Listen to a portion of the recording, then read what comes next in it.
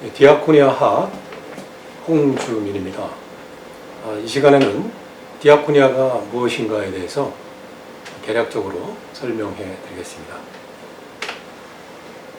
코로나19 위기가 진행되면서 한국교회는 큰 위기에 처해 있습니다. 과연 어디로 갈 것인지 상당히 많은 사람들이 고민하고 있습니다. 우리 한국의 인구가 지금 5,163만 명인데요. 그런데 그 중에서 303명이 코로나로 인해서 사망을 했다고 합니다. 유감스럽죠. 그런데 미국은 3억 2,800만의 인구 중에서 어제 통계상으로 볼 때 15만 7,690명이 사망을 했답니다. 80초마다 한 명이 지금 사망을 한다고 합니다. 미국이 어떻게 이렇게 참담한 위기에 빠졌는지, 우리 한국은 지금 세계적으로도 방역이라든지 여러 가지 조처를 신속하기 위해서 세계적으로 코로나 위기를 잘 극복하는 나라로 평이 좋습니다. 하지만 미국은 반대로 굉장히 참담한 지경에 빠져 있죠. 여러분, 미국의 그 대통령 트럼프의 길은 한마디로 말하면 돈과 위대함과 강함과 그리고 이주민과 난민을 추방하고 백인 우월주의에 빠져서 근본주의에 빠져서 약자를 경멸하고 약자를 도태시키고 또 기독교적인 측면에서는 근본주의에서 강한 하나님을 강조하는 것으로 알려져 있습니다.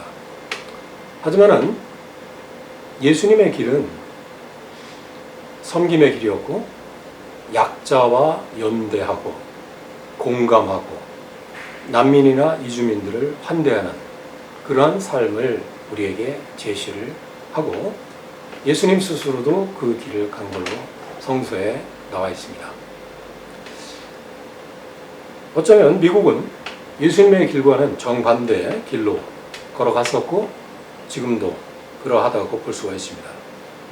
이러한 상황 속에서 미국의 51번째 주 정도라고 비아냥거릴 정도로 우리 한국 사회는 미국의 영향을 심하게 받았고 더더욱 미국 개신교의 병든 신학과 신앙으로 세팅된 한국 개신교가 어떠한 길로 가야 할지 지금 코로나 국면에 한국교회는 상당한 고민 속에 빠져 있습니다. 프로테스탄티즘의 윤리와 자본주의 정신을 기술한 막스 베버, 그 막스 베버와 하이델베르크에서 학문적인 동지였던 에른스트 트렐치, 이분은 1865년에 태어나서 1923년에 돌아가셨습니다. 이 두 분은 지금 하이델베르크 네카강변에 있는 막스 베버 하우스, 그러니까 막스 베버가 일평생 살면서 학문적인 활동을 한 근거지, 거기서 같이 만나서 여러 가지 학문적인 교류를 했다고 합니다. 그런데 트렐치는 이런 말을 한 적이 있습니다. 언젠가 제도적인 교회의 구속에서 벗어나 자유로운 신앙의 길을 모색하게 되고 제도적인 교회가 안기는 무거운 짐을 받아들이며 신앙생활하는 형식이 절대적 신앙의 기준이 아니라는 것을 알게 되면 새로운 신비적 신앙을 가질 것이라고 예견을 한 바 있습니다. 바로 100년 전에 예견한 것입니다. 코로나19를 겪으면서 우리 한국교회는 코로나 이후의 교회를 상상을, 추정을 하고 있습니다.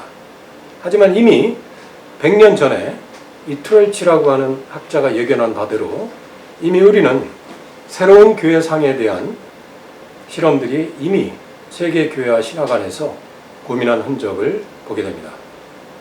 한국교회는 이제껏 미국의 근본주의 신학과 신앙의 영향을 너무도 많이 받아서 주일 성수나 11조 제도, 교권주의, 교회 성장주의, 성직자 중심주의 등 강고한 이러한 주제에 아성을 쌓은 것으로 알려져 있습니다.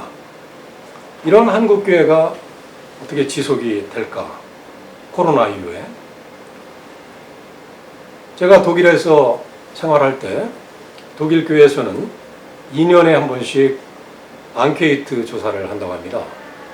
독일 교회 교인들은 교회에서 가장 중요한 게 무엇이냐? 80% 이상이 디아코니아가 가장 중요하다. 그렇게 답변을 한다고 합니다. 더더욱 놀랐던 사실은 이 디아코니아라고 하는 것이 과연 앞으로의 21세기 교회에 디아코니아가 교회다 할 정도로 독일 교회 안에서는 디아코니아라는 주제가 굉장히 큰 주제로 떠올랐다는 것이죠. 저는 독일에 가기 전까지 디아코니아를 잘 몰랐습니다. 1994년도 9월 말에 마인츠 대학에 가서 독일어 어학을 공부를 하게 되면서 마인츠 시내를 나갔는데 거기에 거리에 이러한 로고가 굉장히 많이 있더라는 것이죠. 십자가의 왕관을 얹은. 그냥 물어봤습니다. 저게 뭡니까? 저게 바로 디아코니아라는 거예요. 그 디아코니아가 뭡니까? 바로 개신교인들이 신앙에 의해서 사랑을 실천하는 곳입니다. 저는 난생 처음 본 디아코니아에서 신기했습니다. 거리에 나가니까 지금 왼편에 보이는 것처럼 난민들을 위한 디아코니아 센터 힐페 피어 프리틀리니에 그 밑에 보니까 디아코니 카타스트로펜 힐페, 즉 재난, 지진 이런 것들이 있었을 때 도와주는 디아코니아, 그 다음에 지역마다 프랑크푸르트 am 마인 디아코니아가 있고 전국 각지의 지역마다 디아코니아가 있고요. 그 다음에 카타스트로펜 힐페 아까 보여줬죠. 그 다음에 브로트 피어디 벨트 세계의 기근이 있는 곳에 양식을 보내는 디아코니아, 또 디아코니아 대학, 또 디아코니아 병원, 아이들을 위한 디아코니아 유치원, 또 청소년들을 위한 디아코니아 기관, 노인들을 위한 디아코니아, 이런 수많은 디아코니아가 마인츠 시내에 있는 것을 보고서 저는 상당히 놀란 적이 있습니다. 그럼 독일의 디아코니아가 몇 개일까요? 3만 1,000개나 됩니다. 자그마치. 교회는 18,000개인데 예수님의 사랑을 신앙에 의해서 실천하는 기관은 3만 1,000개라는 것이죠. 저는 한국의 개신교 전통에서 태어나서 줄곧 교회를 중심으로 생활한 사람으로서 프로테스탄트, 즉 개신교의 본 고향인 독일에 이러한 다른 면이 있다는 것을 그때 처음 발견하고 더욱 놀랐던 적이 있습니다. 하루에 1,000,000명씩 도움을 제공한다는 것이죠. 상당히 놀라운 일입니다. 그러니까 31,000개 되는 기관에서 1,000,000명씩이나 도움을 제공하고 있다. 언뜻 생각해보면 이 수치가 잘 안 떠올라요. 어떻게 1,000,000명씩 도와줄까?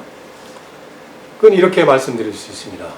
2015년 제가 독일에 갔을 때 난민들이 89만 명이 독일을 찾아왔습니다. 그 89만 명의 난민들을 디아코니아가 케어를 하고 있다는 것이죠.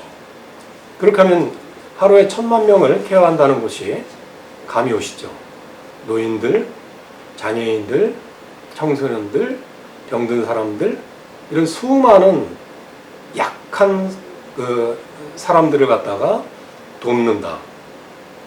31,000개의 시설에서 46만 명의 정규직 섬김 사역자들이 70만 명의 자원봉사자들과 함께 이런 일들을 하고 있더라는 것이죠. 구체적으로 청소년 시설이 11,000개, 노인 시설이 5,000개, 특수상황시설이 4,800개, 장애인 시설이 3,700개, 가족을 위한 시설이 1,400개, 병원이 1,300개, 기타 1,300개 해서 한 31,000여 개가 독일 전역에 깔려 있으면서 사랑을 실천하는 센터가 있더라는 것이죠. 저는 독일의 이러한 거대한 사랑의 실천 활동을 보고서 깜짝 놀랐지만 더더욱 놀란 게 있습니다. 바로 이러한 실천을 위해서 이론을 만들어서 하나의 학문적인 체계로 만들었다는 것에 대해서 더 크게 놀랐습니다. 그래서 마인츠에서 어학 공부를 하고 그 공부를 할 수 있는 하이델베르크 대학의 디아코니아 학 연구소로 갔습니다. 하이델베르크 디아코니아 학 연구소는 유럽에서 가장 중요한 연구소로, 이 연구소를 통해서 수많은 젊은 신학도들이 훈련을 받고 독일 전역에서 디아코니아 실천가로 일을 하고 있습니다. 여기서 저는 2년간 디플롬 과정을 공부하면서 신학 전반에 걸쳐서 디아코니아 안경을 쓰고서 성서신학, 조직신학, 교회사, 실천신학, 사회윤리, 이런 신학 전반에 걸쳐서 디아코니아로 다시 재정립을 했고요. 그 다음에 도움을 줄 수 있는, 즉 섬김을 실천하기 위한 사회학,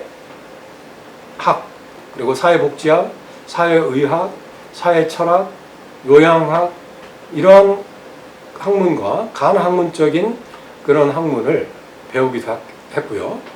그 다음에 디아코니아 실천인 노숙자 시설에서 한 달간 실험 실습도 하고, 또 자기가 프로젝트를 만들어서 한 학기 동안 제출하고 논문도 쓰고, 2년 동안의 과정이었지만은 저의 인생에 있어서 아주 중요한 그런 분기점이 됐던 시절이었습니다. 디아코니아 학을 한마디로 말씀드리면 개신교 사회 실천학이다, 이렇게 저는 정의를 내리고 싶습니다. 복지나 봉사나 이런 한 군데 국한해서 설명할 수 없는 사회적 실천에 개신교인들이 개입하는 그 학문이 바로 디아코니아 학이라고 볼 수 있습니다. 지금 우리는 만화 하나를 보고 있습니다. 여러분, 이 만화가 우리한테 던져주고 있는 것이 무엇일까요? 자, 어떤 새인데, 새를 도와주려고 어떤 분이 새 모이를 주고 있습니다. 그런데 잘못할 경우는 새가 어떻게 된다? 새가 돌아가십니다. 우리가 도움을 준다고 하면서, 우리가 사랑을 실천한다고 하면서, 우리가 남을 섬긴다고 하면서 잘못할 경우에는 남에게 상처를 주거나 상당한 위험 요소가 될 수가 있다는 것이죠. 그래서 도움의 행위를 하기 위해서는 바로 이론이 필요하다는 것입니다. 이론이 필요 없어 이런 딜레탕티즘이라고 하는 이론 무용주의에 빠지면 그 현장은 행동주의에 빠지게 되고, 행동주의에 빠져서 여러 가지 문제가 파생되는 것을 볼 수가 있습니다. 우리가 디아코니아 실천의 바다에 뛰어들기 위해서는 가장 먼저 준비해야 될 게 있습니다. 바로 이론입니다. 그 이론이라고 하는 것은 독일의 디아코니아 운동 180년 역사에서, 실천의 역사도 180년이지만은 디아코니아 이론의 역사도 180년입니다. 우리가 한국 교회에서 또 한국 사회에서 이런 디아코니아 운동을 하기 위해서는 우리가 액티즘을 가지고 행동을 해야 되지만은 행동과 함께 이론적으로 우리가 새롭게 정립하는 거 굉장히 중요한 거라고 생각합니다. 그래서 이번 시간을 첫 시간으로 해서 지속적으로 우리가 디아코니아의 성서, 디아코니아와 역사, 디아코니아 실천, 그런 이론들을 한번 주의 깊게 살펴보기로 하겠습니다. 감사합니다.